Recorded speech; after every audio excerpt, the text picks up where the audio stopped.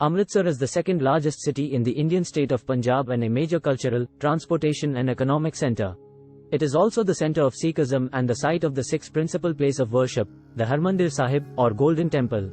Amritsar was founded in 1577 by Ram Das, the fourth Guru of the Sikhs, on a site granted by the Mughal Emperor Akbar. Amritsar has a rich and turbulent history, witnessing the Jallianwala Bagh massacre in 1919, the partition of India in 1947 and Operation Blue Star in 1984. Amritsar is also famous for its food, handicrafts and festivals. I visited Amritsar in May 2023 and spent 5 days exploring this wonderful city. Here are some of the highlights of my trip. Day 1, Golden Temple and Langar. I started my day with a visit to the Golden Temple, the most sacred shrine of the Sikhs. The temple is surrounded by a pool of water called the Amrit Sarovar, from which the city derives its name.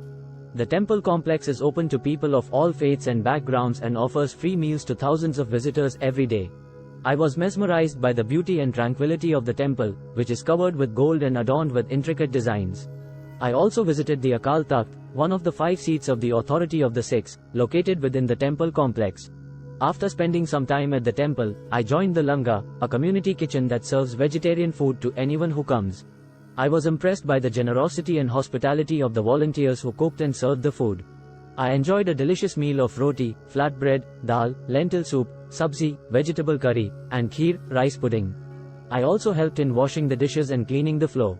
I felt a sense of belonging and gratitude as I shared food with people from different walks of life. Day 2, Jallianwala Bagh and Partition Museum. On my second day, I visited the Jallianwala Bagh, a public garden that witnessed one of the most tragic events in Indian history. On April 13, 1919, British troops fired on a peaceful gathering of unarmed people, killing hundreds and injuring thousands. The garden has a memorial that commemorates the victims of the massacre. I saw the bullet marks on the walls and the well where many people jumped to escape the firing. I felt a mix of sadness and anger as I learned about this horrific incident. From there, I walked to the Partition Museum, which is dedicated to the memory of the millions of people who were affected by the partition of India in 1947. The museum has a collection of photographs, documents, oral histories and artifacts that tell the stories of those who witnessed or experienced the partition. The museum also has a gallery that showcases the culture and heritage of Punjab before and after the partition. I spent a couple of hours in the museum, absorbing the history and emotions of the partition. I also watched a documentary film that showed the impact of the partition on the lives of people across India and Pakistan. I felt a sense of empathy and compassion for those who suffered and survived the partition. Day 3, Wagha Border and Food Trail. On my third day, I visited the Wagha border, which is a border crossing between India and Pakistan. The border is famous for its daily ceremony that takes place at sunset. The ceremony involves a parade of soldiers from both sides, who perform synchronized drills and gestures. The ceremony ends with the lowering of flags and a handshake between the soldiers. The ceremony attracts thousands of spectators from both countries, who cheer and chant patriotic slogans. The ceremony was an exhilarating spectacle that showcased both rivalry and camaraderie between the two nations. After watching the ceremony, I decided to indulge in some local cuisine. Amritsar is known for its delicious food, especially its street food.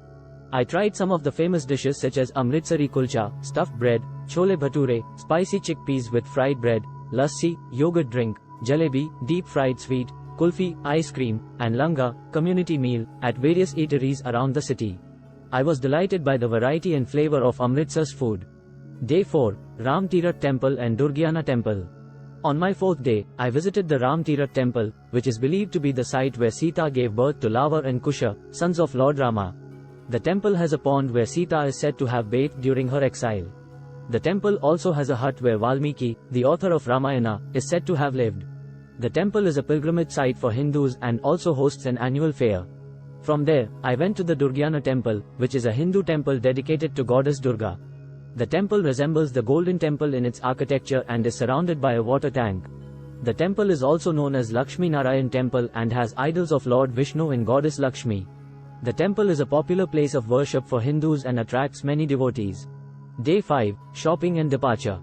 On my last day, I visited some local shops and markets, where I bought some souvenirs and handicrafts. I bought some fulkari, embroidered fabric, papad, crispy snack, vadiyang, sun-dried lentil dumplings, Amritsari pickles and wooden chess sets. I also bought some books on Sikhism and Punjab's history and culture. I packed my bags and checked out of my hotel. I took a taxi to the airport and boarded my flight back home. I bid farewell to Amritsar, a city that had captivated me with its divine beauty and vibrant culture. I hope to visit again someday and explore more of its wonders.